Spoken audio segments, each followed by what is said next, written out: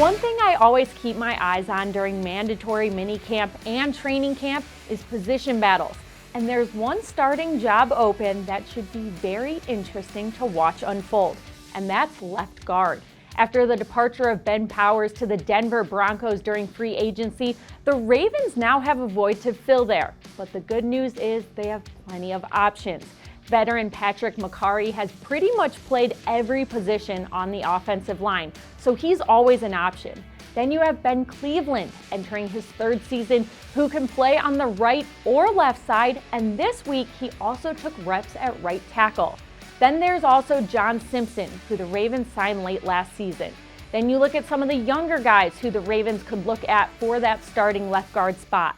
Rookie Aumavae-Laulu, who was taken in the 6th round, brings size and great mobility to the offensive line. Saleh started every collegiate game at right tackle, but he did shift to the guard position at times. And finally, an intriguing option is second-year lineman Daniel Faalele, who has predominantly played right tackle throughout his career, but got reps at left guard this week in OTAs. He played 170 snaps at tackle last season as a rookie, and at 6'8" and 380 pounds, he'd certainly add even more size to Baltimore's O-line on the left side.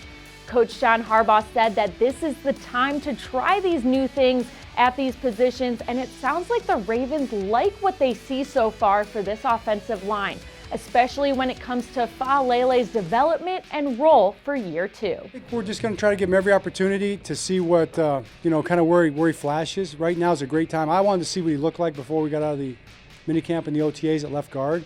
And he looked good. He could stay a little more square, things like that. But his feet look good, his hands look good. He's able to punch quickly with his hands and react pretty quickly in there. So I wouldn't rule him out, as a potential left guard.